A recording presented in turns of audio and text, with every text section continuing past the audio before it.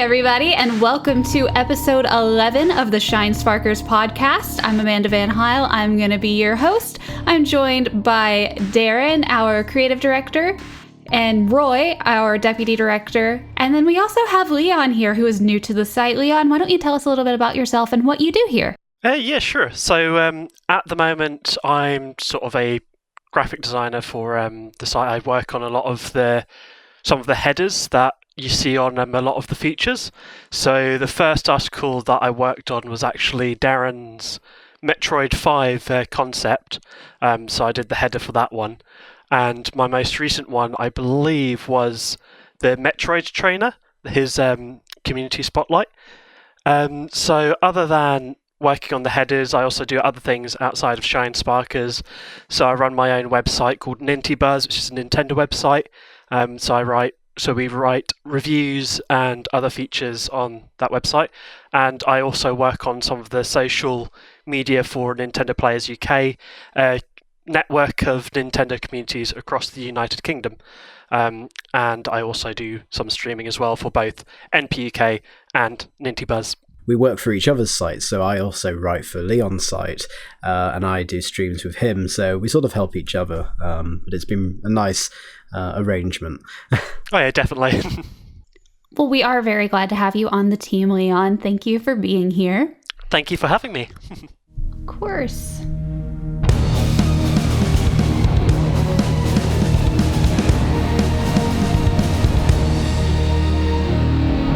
For this episode, we'll be talking about a year of Shinesparkers, and this has definitely been a year, to put it lightly. What are some ways we've all been dealing with COVID and all the other greatness that 2020 has brought us? I'm sure Metroid has probably helped in some way. If anything, just giving us this podcast gives us a chance to talk with each other, and that's, for some of us, the most socialization we're getting because we're all stuck at home all the time. Yeah, pretty much. I think we started the podcast just as COVID was kind of a big deal around the world, and yeah, it's been really good. This has been a good distraction for me, for sure.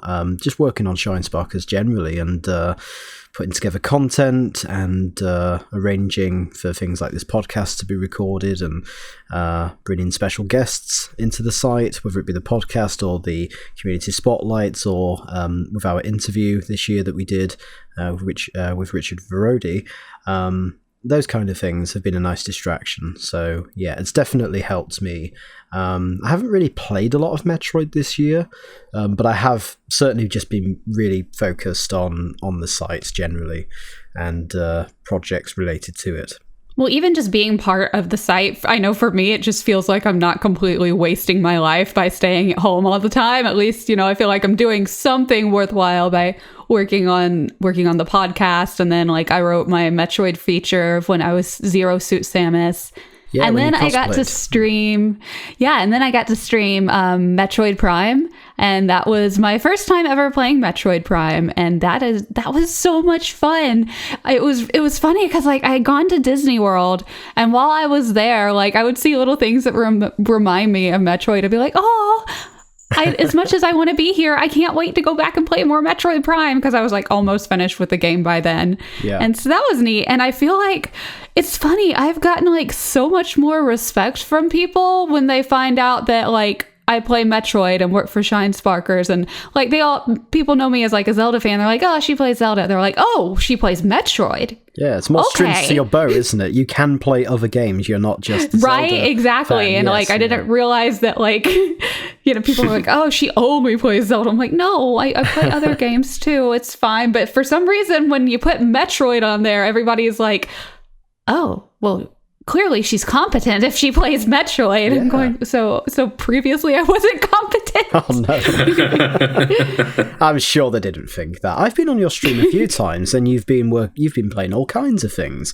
I think you played Ori at one point, which I watched along with, and yeah, you've played tons of games. Ori made me cry so hard. I've not played it yet. Games. That's my game this Christmas. I'm going to be playing. I'm playing through both of them anyway. But yeah, it's a difficult time at the moment for everyone. All of our listeners, I'm sure, will agree it's been particularly challenging. But hopefully next year things are going to get a bit easier. Yeah, let's hope the vaccine gets out soon and works and is effective and all that. Yeah, for sure. Yeah, as I said, this feels like it's been 500 years in one. I have definitely appreciated the distraction that Shinesparkers has offered. Like a lot of people, I lost my job fairly early on in the pandemic, and that was very upsetting. But I threw myself into doing work for the website and also hanging out with members of the team. We've been doing movie nights now and then. I've been making some more articles on Wikitroid for rooms in Metroid, and that's been a really great way to help me learn more about the games that I've played for such a long time. I've uncovered secrets that I had never found while I was actually playing them. And I've been doing a little project, which I will share next year, where I broke a flower pot in my backyard, and I've been getting my friends to give me Metroid characters to paint on it. And that's helped me to rediscover my love of art and painting in particular. And smashing things. Your inner Link is coming out there. Yes. I can't do the Link grunts, but you get the idea. Yeah, Oh, yeah. I'm not sure if that should go in the bloopers or not. I think I might just keep it in the main podcast, actually. It needs to exist regardless. Yes. It must stay. Yeah, and of course your acting career has really taken off with Kabutroid's podcast. Oh, yes. As well. Yes. I can forget that one. Oh, that's right. That was so much fun. It was great. It was a great moment. If you're listening, Kabutroid, hello. Hello, Kabutroid. Yeah, thank you for joining us on that. Yeah, I mean, just the podcast generally has been a great distraction. Like the guests that we've had Eric Kozlowski, for example, who worked on Tropical Freeze at Retro, and he gave us a bit of an insight into how Retro Studios works, and it's that kind of insight that we don't really get to see, and thankfully it was mostly positive. I got to talk to Samus. You did? Can't forget that. Martin. Really cool. I was shaking after because I couldn't believe what just happened. I couldn't believe it either. I'd spoken to Jessica for like a decade, and just to actually be in a call with her and speak to her and to have her time and her insight into what it was like to play Samus was very special. So I was very, very happy with that one. Yeah, that was really cool, just getting to talk with her and hear her background. And she was just a nice person just to talk with. She's just really easy to talk to. Yeah, she's just such a lovely person, and again, Jessica, if you're listening to this, thank you so much for your time. Really enjoyed that podcast and putting that together with you. And there were certain things that she couldn't talk about, and respectfully, we did cut a few things that we couldn't talk about. But apart from that, I mean, we had a pretty lengthy chat, didn't we? It was quite a long podcast, so yeah, that was a great one. And then we got to talk with Milton, talk about Ori and all that. That was neat. Dr. M64 as well talked about his project and previous projects, AM2R and stuff. So that was great as well. We've had some really good guests this year. And then of course we had Elias. we also, in addition to all of these great guests, had Elias Thompson as well. Had the great Elias Thompson. We did, yeah, of the Elias Thompson Show. Yeah, and it was great. His stoic self came over and told us all about the things that he's done with stoic or attempted stoic. Well, I don't know. Amanda knows him better. Would you say he's very stoic, or would you say it's just he is very stoic? Very stoic, yeah. He takes pride in being stoic. Just your feature when you shared that picture of him in the Zero suit was just oh God. I have to be honest. I think he wore it better. I think he did too. I might have to agree with you there. Yeah, I think he did. It's kind of hard to beat how he looked in the Zero Suit Samus outfit. I'm trying not to think about it. Leon, help me. Tell me what's been great about Metroid for you this year, and how have you coped with COVID? So coping with COVID, it actually got me to do something that I've been wanting to do for ages. Like, I've done it a bit here and there, but nothing too serious, and that's streaming. So back in about March or April is when I first started streaming to a proper schedule. So I stream like about 3 days a week I try to go for. I've been going quite consistent with it, and that's helped me just sort of keep myself occupied, so that I'm not just lazing about doing nothing a lot of evenings. And also it's sort of nice bit of community building as well, because I get to create these small groups of friends. Like, for example, with Monster Hunter, we've got a great group, which of course Darren knows because he's part of the group, which we play every Wednesday. So that's I have great. enjoyed playing a lot of Monster Hunter. Yes, I tried. We did try, just keeping it topical. We did try and fight the. I don't know which monster it was, but you do get Samus armor for it, don't you? Yeah, Various suit armor. Yan Garuga or something like that. Young Garuga, I think, yeah. And that, it just absolutely decimated us. Yeah. I still haven't got the full armor, but I'd like to get it at some point and just walk around fighting monsters as Zero Suit Samus or... I mean, even the person who is like HR 600 was finding it difficult. Although I think they were just sort of purposely setting aside, just seeing how badly we would do at that. Yeah. Personally, but sort of going back on more on topic. So on Fridays, I usually will. So on Mondays and Wednesdays, I do multiplayer games, but on Fridays, I do single player games. So the first one I did was Ty the Tasmanian Tiger. Then I did Super Paper Mario. But then the one after that, I started playing through the Metroid Prime Trilogy, which is really, like, I got Metroid Prime Trilogy when it first came out, and it was actually the first Metroid game that I ever played. It was the game that started it all for me. I just went into, I can still remember going into my local HMV, and it was on the release day of Metroid Prime Trilogy. I looked at it and thinking, oh, this looks kind of cool. Like, I'll give this a try, and I had some birthday money because it just came out before my birthday or something like that. So I brought it home, and it was just, I was so amazed with it. It's like amazing. I loved it. I loved every moment of it. So yeah, but I've only properly completed Metroid Prime 1 and got partway through Metroid Prime 2 and Prime 3 before I started streaming, and the other day was the first time I've completed Metroid Prime 2, and that was definitely something. It was very difficult at the end. I thought I was nearly not going to make it with that timer, and you beat Dark Samus with 38 seconds left. Oh, is that how close it was? I didn't see the time at the end. That was close. I was keeping track.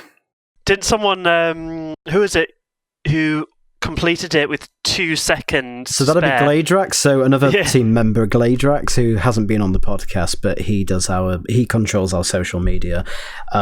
He completed it recently as well, I think it was about a month or two ago, and he beat Dark Samus with like 2 seconds, 1 second remaining. It was very, very close. He'd had multiple attempts, and yeah, he got to it, and yeah, that was exciting. I can say that I did it in one attempt, though. Although didn't. But you were playing it on normal. He was playing it on hard mode. So. Yeah, true. But that's cool. I love the fact that you're playing Metroid on stream and you're sharing that with other people. It was great because at the time of recording, it's the 29th of November. We're recording this in advance. But it was the 27th when you finished that game, and you had no idea what the ending of Prime 2 was like, did you? You'd never played it before. So seeing you experience that for the first time, again, like what I've seen with Amanda with her streams when she's been streaming, because you also streamed Super Metroid as well, Amanda, didn't you? That was another, I did, so that was, yeah. so I think more. I can't remember if I did that earlier this year or if it was last year. I think it was earlier this year, because I remember watching Was it earlier earlier this year. Everything's starting to run together. Everything kind of merges together, doesn't it? It really does. Yeah. And I got to play that. And like you were saying about like having like 2 seconds to spare, that was like me at the very end of Super Metroid. Like when you do like the running escape thing, I think I had like maybe 10 seconds left. I barely made it. And I'm just going, oh gosh, if I have to do this part over again, I'm going to cry. But I made it. Yeah, but just like seeing you and Leon play through these games for the first time was fantastic, because I kind of miss seeing that in myself, playing these games for the first time and experiencing those moments of like, oh wow, just that, because when you've played it more than once, you know what's coming, and it's still good, it's still cool, but it's not as magical as the first time. So it's nice to see that happen again. Although it's kind of fascinating, because sometimes when you watch someone else play something that you've played before, sometimes that person will find things that you've never done before. So my other stream that I did the other day, like the one where I completed Metroid Prime 2, I got a energy tank, which you never got before, Darren, you were saying? I don't remember getting it. You don't remember getting it? But I don't aim for 100% completions, that's why. But I may have seen it on another stream. Like I've seen like the Metroid headquarters, Metroid Marathon, they play through games 100%, and I may have seen it on their stream, but I couldn't remember for me specifically if I've ever got it. That's the one you had trouble screw attacking to? Yeah, the one which took me about 15 minutes to get. It had to be very precise, didn't it? I can't remember what the area was, but you move those like red mirrors and then they shine a beam. It was the mining plaza in the Aegon Wastes. The puzzle where you shoot the echo key beams with the echo visor to line up the 3 mirrors so that the light reflects through them and opens up a little hole in the wall. But it's a very small hole with a missile expansion in it. You have to very carefully screw attack into the hole to collect the item, and you had a lot of trouble with that. It's just like the timing on that last screw attack jump, which kept getting me, but I was so relieved when I finally got it. It's like, yes, finally. I will tell you that I've had a worse fail. The shaft right before the Emperor Ing's room, you have to wall jump up that shaft. The first time I ever did that, for some reason, I kept failing to do the wall jumps. And so I was sat there for half an hour trying to wall jump up the damn thing, couldn't get to it, and then finally I did. And it was very satisfying. So overall, then, all 3 of you, it sounds like Metroid has been a good distraction through this pandemic, which has been great, whether it be for the website or just the things that you're doing in your spare time. It sounds like Metroid has had a positive impact. Oh yeah, definitely. For sure. Good. And, as awful as the pandemic is and having to be stuck at home, it's still giving, opportunities to do things that maybe we would not have done otherwise. Yeah, certainly made me value things a bit more, like just valuing going to the cinema and watching a movie or meeting up with a friend. So when this is when life is back to normal, I will be making the most of that, and I'll be definitely meeting up with people more. I'll be going to places more and saying yes to more things, and not turning things down. I think that's definitely been something that's been on my mind for a while through this pandemic. I want to travel and see friends internationally.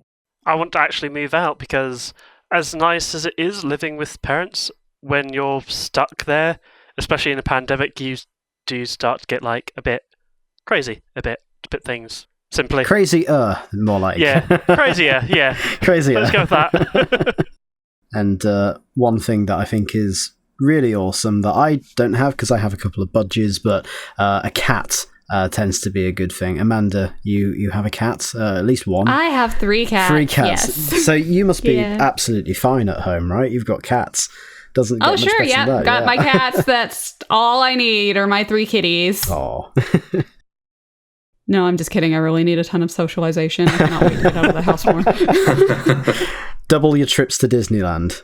Oh my gosh, yes. Oh. But considering that you've been stuck in so much, you've had like multiple concussions this year. I don't know how you've coped. Oh my god! I know, like every month there's another concussion because I'm just stuck at home. Yeah, this concussion after concussion. Is it you just banging your head on the desk then in frustration that you can't get out? Yeah, every single time a convention gets canceled, I just start banging my head again, and there's concussion number 3. There's concussion number 4. I think we're on my 1 year anniversary of the concussion from last year. Speaking about conventions, yeah, I can feel your pain with that because I forgot to mention earlier as well, I also work with a board game company, so I do board game demos at different conventions, and there's just so many conventions this year that we haven't been able to do just because of COVID, which is a shame, and that's my big chance to go out and socialise, because at the end of the day, once we finished with the day of conventioning, we then go back to the hotel and just play board games and have a couple drinks, which is like the perfect thing for me. Yeah, I was playing board games before lockdown, and I was just getting into them. I think the last one that I played was Escape the Dark Castle. I really enjoyed that one. Oh yeah.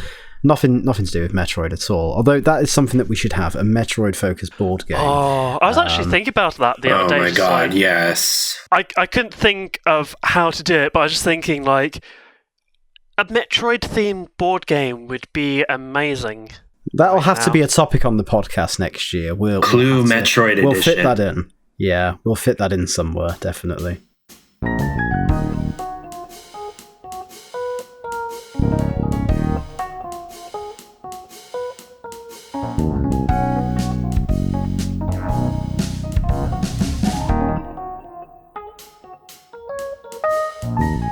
So we asked you guys how you've been dealing with everything, and so we've got a few responses.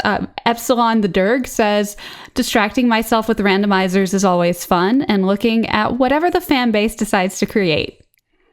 I've never done a Metroid randomizer. I tried an Ocarina of Time randomizer, and I got so frustrated trying to set it up. I just started crying, and I had to get my husband to help me do it because I couldn't do it, and I just got mad, and that just completely turned me off of randomizers. I remember one of my friends at university a couple of years ago showed me a Wind Waker randomizer, and it's like, I started thinking, okay, I'll go through here, and it's like, I was all of a sudden in a temple. It's like, what? Yeah, I hope that the items aren't randomized, because if you're trying to get those pieces of Triforce under the sea and then you take up a Master Sword or something as an item, I don't know how that would work. You can have like different settings, so you can choose to randomize items, but I think some items are locked in a way which it doesn't break the game, I think. Yeah. Don't quote me on that. So, a mutual friend of ours and guest of the podcast, Elias Thompson, played a Metroid Zero Mission randomizer, and that was really cool, just seeing him go through that game and collecting items. But yes, the items are locked out in certain areas, like certain things can only be unlocked, and there's certain things that will stay exactly where they are, I think certain key items. But yeah, it's really cool. I love randomizers, and they should be in all types of games as a standard. I think it will definitely keep games interesting and fresh. Again, another topic that we should have on the podcast in the future, because randomizers are awesome. Has that ever been done by a developer where they just have a mode which is actually randomizer? I suppose like procedurally generated dungeons is sort of like that in a way, aren't they? Yeah. But for Metroid, it would work really well. Definitely. Tahiba Hussein says, listening to these podcasts and reviews whilst my parents downstairs yelling. Also, reading memes. Hee hee hee. Well, thank you. Well, you know what? I'm glad we can provide a nice distraction for you while your parents are yelling. Yeah, hopefully it doesn't last too long. But yes, thank you for that. And we enjoy putting these podcasts together. It's been a lot of fun. It's nice to get the team together and just chat, because even prior to the podcast, when we record it, we plan it out and we have a chat, and then, we'll go off topic, and it's always fun. It's good to have a good joke around, and we tend to stay in the call like afterwards and just chat and catch up, and it's really nice to do that. Inevitably, we talk about food. We do have an obsession with food, it seems. I don't know what it is. I do like food. Yeah. So Food it is feels good. like I'm in the right place then. Unless it's salad. Roy despises salad. I love salad. Yeah, we're the weird ones. We like salad and these guys don't. But you don't make friends with salad. You don't. Well, of course not. I eat it. That's why I don't have any friends. I don't befriend anything that I eat. When we had Jessica Martin on the podcast, I discovered that we have a mutual hatred of salad, and so I'm happy that we have that in common. But yeah, and then the reviews and stuff, I guess, but we don't really do a lot of reviews, do we? We've done like one since the site relaunched, which was for Samus Returns. You know why we don't do Because a lot there's of no reviews? Metroid games! There are no Metroid games. Come on, Nintendo. Yeah. 2021, we need to have a Metroid game released. Either Metroid Prime 4, Metroid 5, please let it be Metroid 5, or the Trilogy, re-released on the Switch. Agreed. Or Trilogy, Prime 4, and Metroid 5. All of them. Pushing my Let's luck. have All of it. That'll be the new All of them. trilogy. Yeah. Everyone is here. I kid you not. I will probably film my reaction and I'll just be screaming the whole time. We'll have to put together like a quick emergency podcast with our reactions, won't we? And just Yes. Yes. To be honest, I had that reaction as soon as it clicked in my mind on that Metroid Prime 4 reveal. It's just like, ah! Even though it was just a logo. Yeah, pretty much. Like, I could see the starfield starting to form into the logo. It's like, it wasn't even the full logo yet. It's like, oh my god. Yeah. Nintendo hates Metroid that much that they're going to cancel a logo. That's how bad it got. I remember the stars showing and I was thinking, what is this? As soon as the music started playing, I started to scream like, and I was screaming for the rest of it. And then just started sobbing because of how much, like, even if all they showed was a 4, what it meant was we were going to be okay. Our community would come back. And I clicked off the stream because I thought that was it. Then I was on an IRC channel because I used to use IRC before Discord. Internet relay chat for the younger. I was about to say, I don't know what that is, but okay. Thank you. This friend of mine was telling me they're showing a remake of Metroid 2, and I went, wait, what? Clicked back on. The Treehouse stream had just started, and I lost my shit again.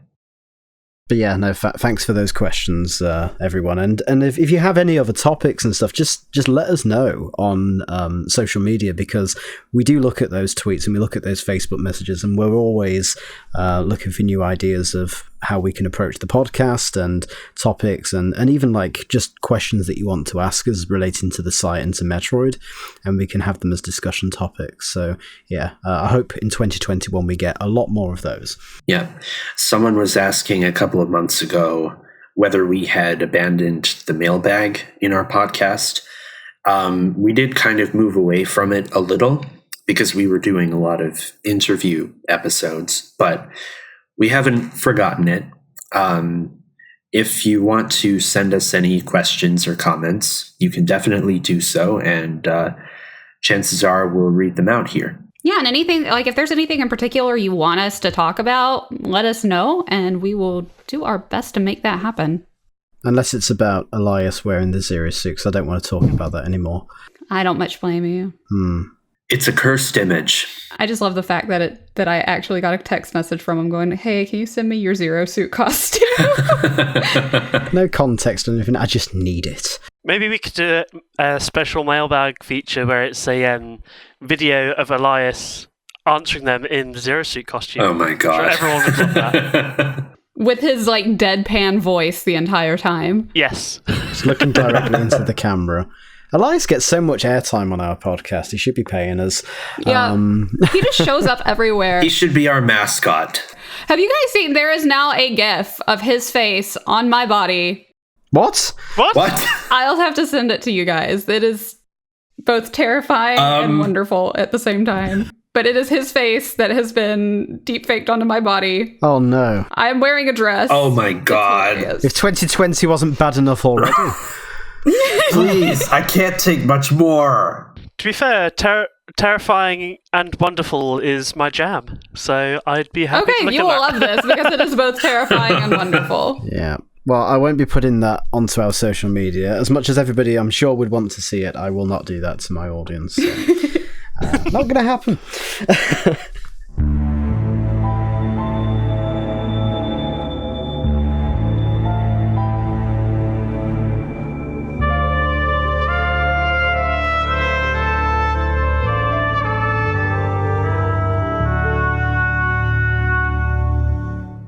So this year, Shinesparkers celebrated 10 years of being a Metroid fan website. So for all of you that have been working with it, I think I first came upon Shinesparkers either 5 or 6 years ago.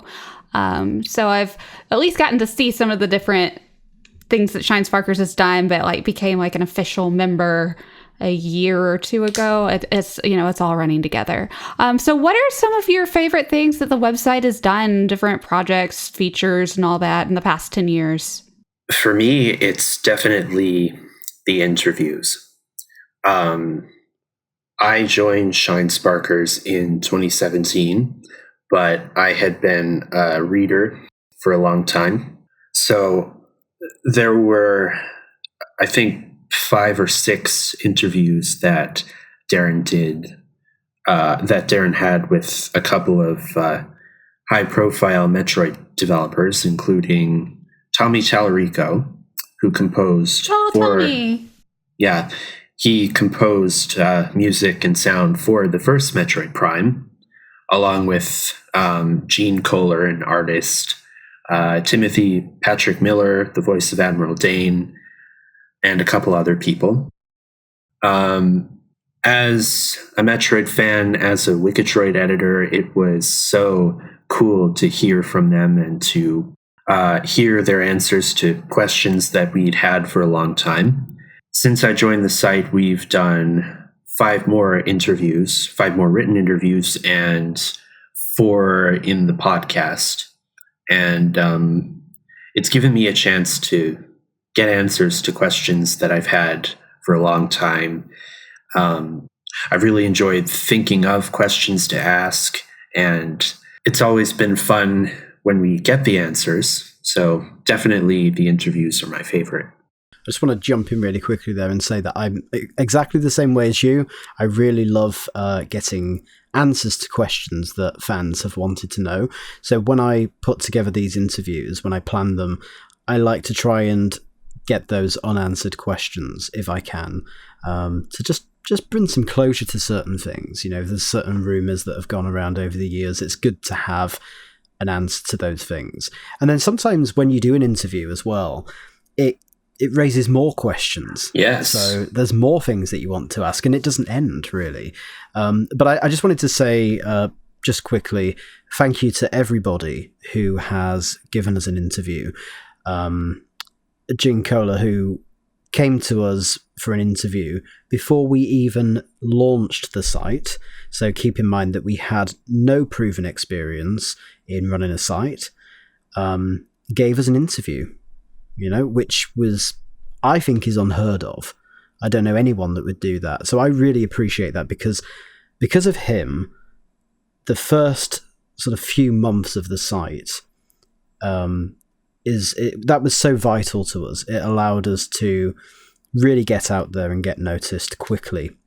And it definitely helped. I think if it wasn't for him, I don't think we would have had that initial growth. So I really appreciate that. And I can't believe that was a decade ago now. Like, time just flies by so quickly. So yeah, thank you to him and to everyone that's ever given us an interview, because they really do mean a lot to the community. It's so nice to hear, as a fan myself, it's just so nice to hear from the people that were responsible for making your favorite games. And one that you mentioned, that you didn't mention there, which I think was quite notable as well, was Hip Tanaka. Oh, of course. Yeah. Like the original composer of Metroid. It's like, when I made Shinesparkers, not in a million years would I have thought that we would ever interview the composer of Metroid, and not just the composer of Metroid, but like the father of chiptune as well. Yes. Just incredible, like incredible person, incredibly talented person. True story. When you told me that we had landed that interview, I fell out of my chair. I remember what I told you. You sounded more than a little surprised. Did you get a concussion? He didn't get a concussion, I don't think. I think they're exclusive to Amanda. Oh, okay. Yep. Yeah. Yeah. So what about you, Leon? So it's a bit of a strange one for me because I'm going to be completely honest. I didn't even know about Shinesparkers until You're fired. a year ago. But one thing which I think definitely shines, to me at least, I see what you did there. is the community spotlights. Just because it's a way to basically give, like it says, a spotlight to people in the community who have basically created something, whether it's cosplayers, artists, and one person in particular, which I quite enjoyed recently, was Omni42, because they just combined two great franchises, one Metroid and Halo. And when I was trying to take some more photos of the levels that they made, I was just absolutely astounded with the detail that's been put into these levels, and I'd love to properly play some games with them, hopefully some of you guys soon, in these levels as well, if any of you have Halo. Also a very talented illustrator who did the Samus Returns, an interpretation of the scene where the baby Metroid hatches, which was incredible and so beautifully done. I just want to add as well, the community spotlights were something that we wanted to put together when we relaunched the website. I was thinking of new ways that we could engage fans and sort of entice our readers to check out our content. And community spotlights for me was kind of encouraged by when we created Harmony of a Hunter, and how we didn't really have a lot of sort of exposure, I guess, to people, and we had a lot of, and also when we started the site as well, we didn't really have a big following. And I just remember we had Dr. M64 at the time, who was like in the early days of working on AM2R, and I said, hey, we're working on a website, we're working on an album, would you be able to promote this? And him and other people, they were really kind, and they helped us. Like, they said, hey, check out this website, check out this project, they're making really cool stuff. And I thought, well, now that we've become more established, wouldn't it be great if we could do that as well for other people and just help them out a little bit? So this is about giving back to the community. It's about sharing positive things within the community and just showing how amazing Metroid is, and what the series has encouraged people to do. Like, the creative talents of the Metroid community they just blow me away. We've had some incredible people, and there's so much more out there that we haven't even covered, and we've been doing these now for 3 years. I think we've covered nearly 40 features, and we've got more. I don't see that ever stopping. There's just so many amazing people out there, and I want to meet them all. I want to share everything that they do with a wider community. I think it's really important, and I think our community becomes stronger as a result. So yeah, this is just about them, really. This is about helping them and making sure that they get noticed. One thing I like is you don't just go for the high profile members of the community, you also go for the smaller guys as well, so there's a sort of that equal opportunity thing going on, which I quite like. Absolutely. If they've got an interesting project that we think deserves some more attention, then most of the time we're reaching out to them rather than them coming to us, and we're just doing our best to just make a feature and share it and get their project out there. There was one in particular which, again, going back to the whole Metroid board game thing, there was a person, I can't remember his name, you probably might be able to help me with this, Roy, made a Metroid card game, and that was really cool. And I think Cardtroid, yeah, and we had, I think he had about 5 followers, And I think after the feature went up, I think he got a lot more. And we even now, like, that was a couple of years ago, we still like share those things. Like I continuously, like maybe every year or so, contact people that we've featured and we say, hey, if you've updated your links or you've changed anything or you've got a new project, let us know. We'll update your community spotlight so it continues to be fresh, and then we might decide to share them again in the future.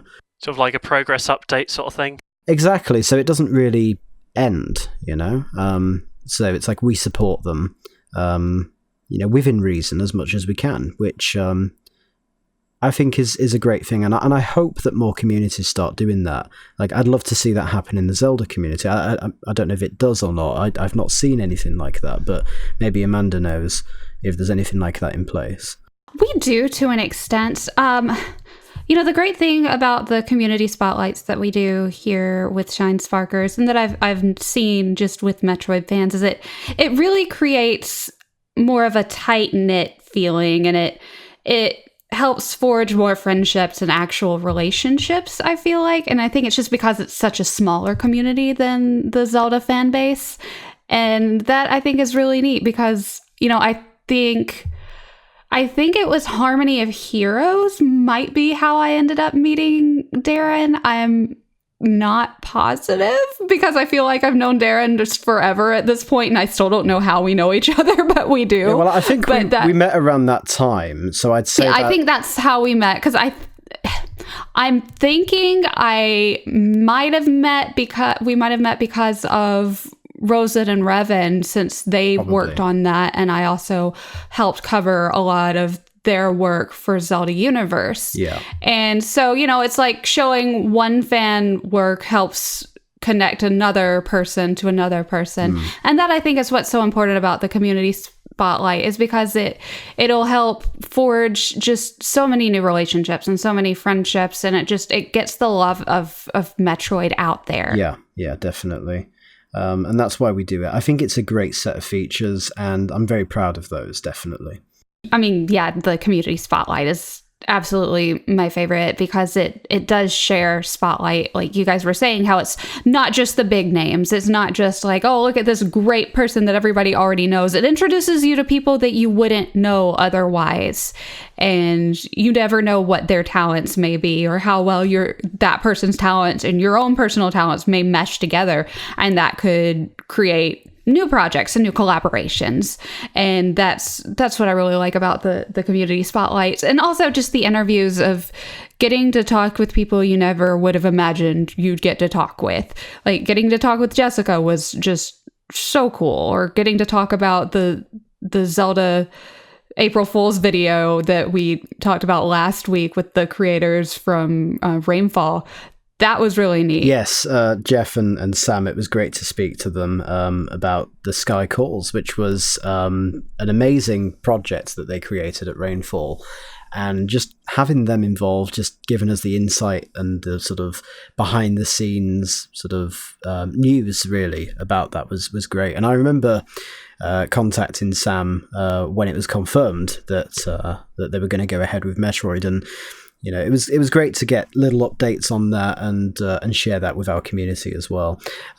Just going back to Jessica, I do remember a funny story when I went into the stream, one of your streams, and you was like, "Oh yeah, so hi Darren, yeah, oh we've just finished recording this amazing podcast with Jessica Martin." I'm like, "Shut up, we haven't announced it yet." I didn't realize we had not announced it. Yeah, luckily, like, hardly anybody were in that stream, so I just deleted that VOD so that way we wouldn't have to worry about it. Oh my goodness. So yeah, but no, the community spotlights are fantastic. I love the interviews as well. But for me, my favorite piece of content from the site, it has to be Harmony of a Hunter. Just the fact that we put together a tribute to Metroid's 25th anniversary. At the time, I was certain that Nintendo wasn't going to do anything for it.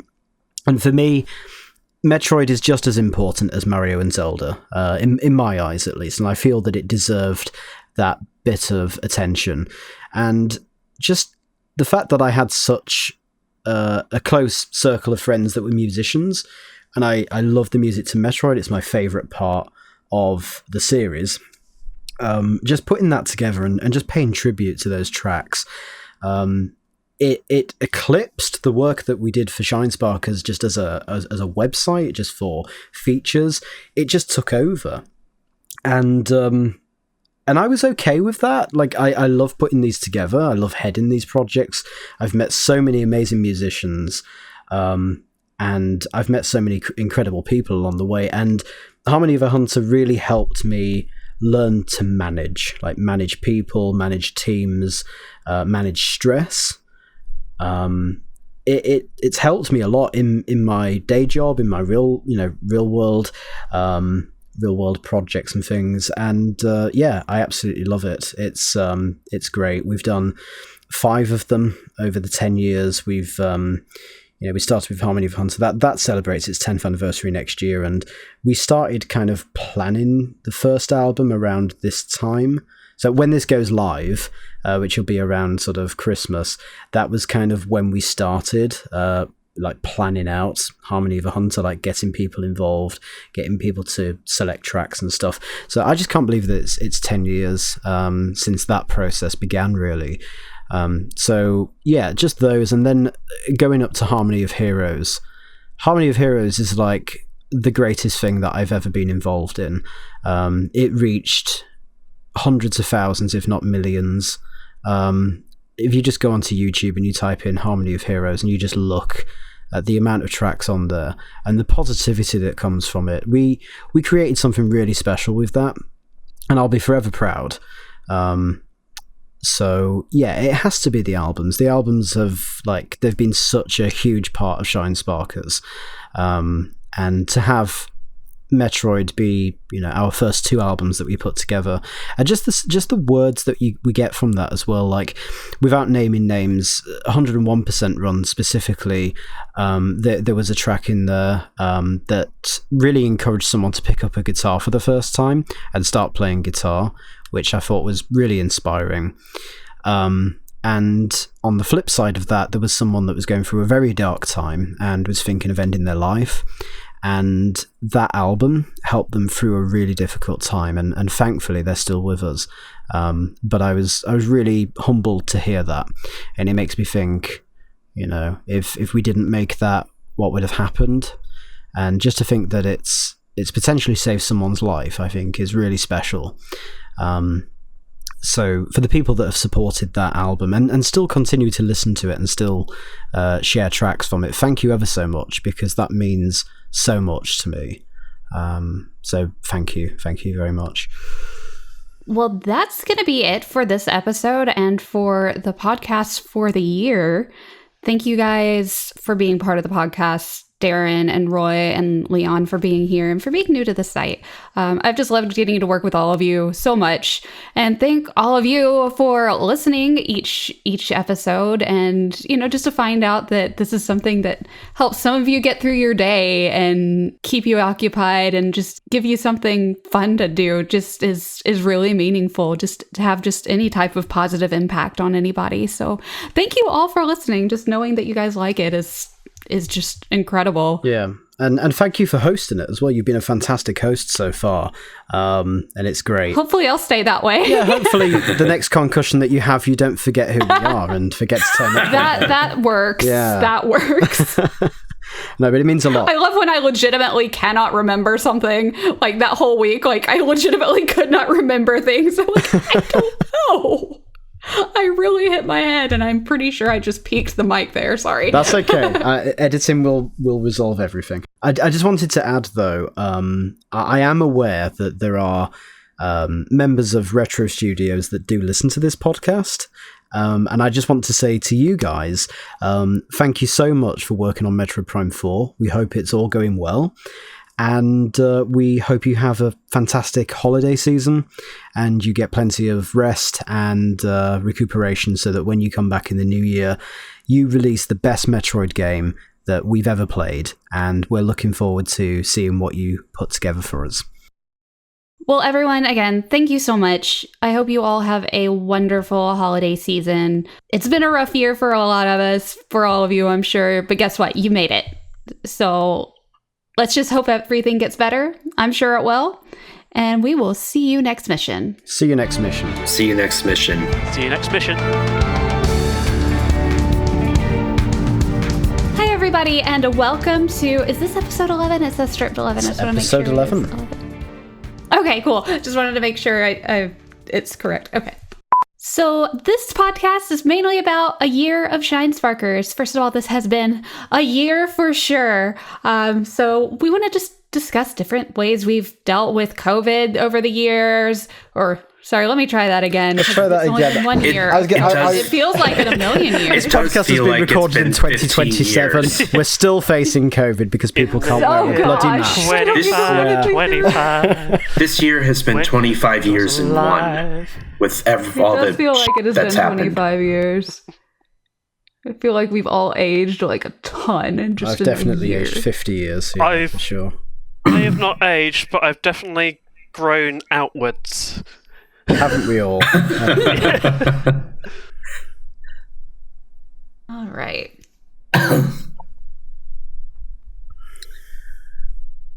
do apologize if I cough a few times during COVID. this. No, COVID. Isolated.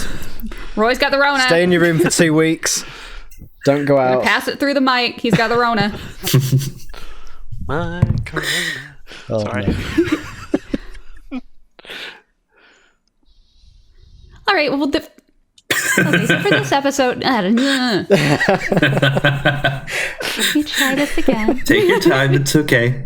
Our mutual friend and guest that we had on the podcast, Elias Thompson, I watched him do a Zero Suit, sorry, I'm going to start that again. He did a Zero Suit as well, but that's another He did thing. do a Zero Suit. Yes. I'll start that again. So our mutual friend and guest of the site, let me start that again. Amanda, I'm turning into you. What's happened? This is your You got a job. concussion? I Yeah, I think did have a concussion. you had a concussion, yeah. I've caught it off you. I don't know how you catch a You caught concussion. my concussion. I did. I caught your concussion. Yeah. Oh god, is that going to be the issue of 2021 then? Concussions. 2021, the concussion in, yes. Let me start that again.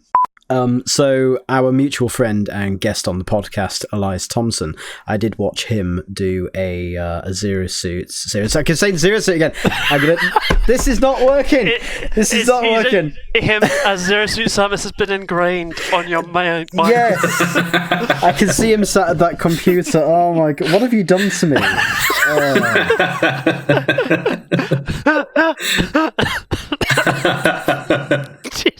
I don't even know how I don't think I can say it.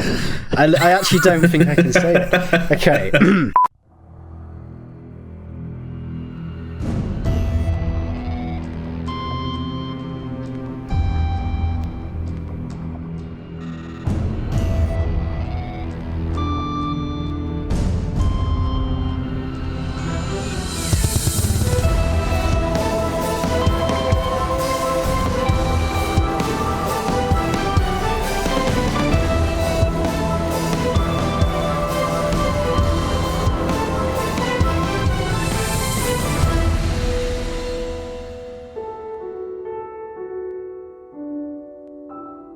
This podcast was edited by Darren Kerwin, with music from Maserati. If you enjoyed the podcast, you can find more at shinesparkers.net, along with the latest Metroid news, community features, and exclusive content. Alternatively, you can also find us on social media at Facebook, Twitter, and Instagram. See you next mission.